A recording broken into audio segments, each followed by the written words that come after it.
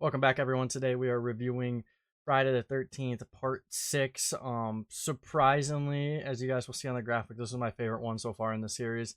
I just thought they came out and did a really good job here with Jason throughout the entire movie, to be completely honest. I didn't have high hopes going into it, which I think kind of helped, have like by having a low standard, and then kind of like being impressed by what they did. But this time around, they bring Jason back to life. He's in zombie form this time, so he's kind of got a buff, and he seems to be moving a lot quicker in this movie than he did in prior movies. Which I really liked. Like I liked that a lot, just due to the fact that like all of his kills that you see happening throughout the entire movie seem to happen in quick session, and he's really quick about the movement, not just walking slowly like he normally does. But um we see Tommy kind of going back to his grave and trying to make sure he's dead because he's still obsessed about that even years later. And he puts a metal pole right through his body, and then somehow it electrocutes Jason and brings him back to life. That part didn't fully make sense to me, because like realistically at that point with all the maggots and everything there's not like a heart to really reactivate that body. But um brings him back to life. He dropped a mask in there, so we didn't really have to see like a disgusting like Jason like face right away. Well, we did a little bit, I guess, but not like for a long time there. And then it just electrocutes him back to life, which I thought was a little different and unique. But honestly, I didn't, I guess, hate it. I wasn't like a big fan, but I didn't hate it at the same time. So it was kind of in between on the decision there. But um, he ended up,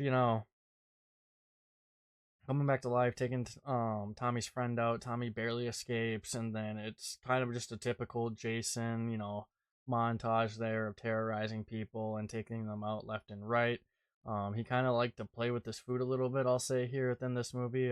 Within the first couple we see with their car stopping in front of him, kind of, you know, toys with the fact of, oh, maybe he'll let the girl live because he disappears after originally standing over her just to appear on the other side of her like 20 seconds later and just taking her out. So he kind of plays with his food a little bit, which I kind of found a little bit funny. It gave me a good laugh every time, and he did it a few other times here with throughout the entire movie. But we see Tommy back in Camp Crystal Lake, which they actually changed the name of, so it didn't like scare people away from the area, and they wanted to get past this whole Jason situation that happened so many years ago. And I guess it worked out a little bit, but not like as much. We see them kind of go back to their roots a little bit by bringing camp counselors out, which I liked because I really enjoyed the second movie, with all the counselors. So I like the idea of them bringing back the whole counselor concept, because that's kind of how it all started within those first two movies, was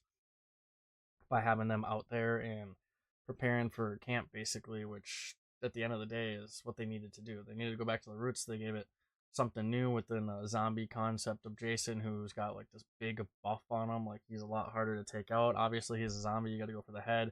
The mask kind of protects him from that, and it's a pretty good mask. So, um, as we see him trying to get taken on down by Tommy's, I guess, a love interest. I forget her name though, because they keep changing them every movie. But her dad is one of the, I think he's the sheriff if I'm not mistaken here in the town, and he is trying to take out Jason. He's assuming it's Tommy just causing some havoc, and he threatens him several times here in the movie.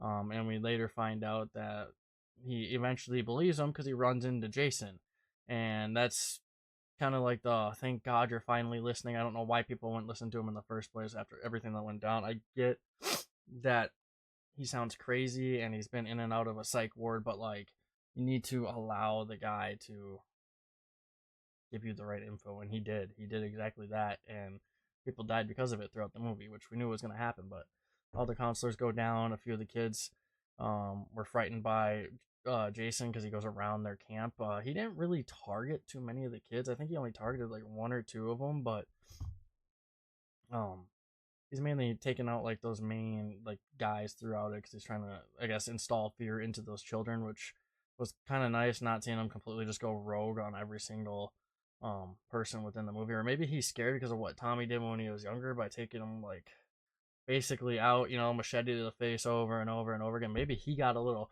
threatened by it, and he's like, I'm not screwing around with these guys. They're smarter. These older people are dumber. I don't know. But We see everyone back on the camp there towards the end. Tommy hops in a boat, which actually has a rock with a chain attached to it. He's going to try to drown Jason, and he ends up going into the middle of the lake. He gets Jason's attention. Jason goes out there. Originally, he's kind of like looking like he's drowning or whatever, but then he pops up and attacks Tommy for Tommy to later attach the chain to him and drop him down to the bottom of the lake, basically. And that's kind of where the movie leaves off on.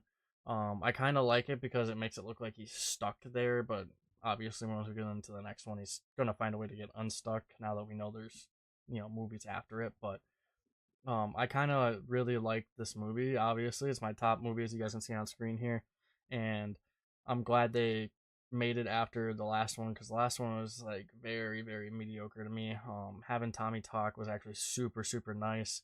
I did not care for the fifth one much at all, so having him talk and try to end things within that movie was really nice. So yeah, but I'll leave it on off there, guys. If you have been enjoying the content, make sure to leave a like, comment, subscribe, depending on which application you're watching this on. And then if you want to help me out with any movies, I got my Amazon wish list linked on YouTube. I'm not trying to mooch off anyone. It's just if you guys want me to watch certain movies and review it to see if I like it as much as you guys, or if you just never seen it and you just want someone to talk about it, feel free to send it my way and I will totally take a look. But until next time, we'll see you guys later.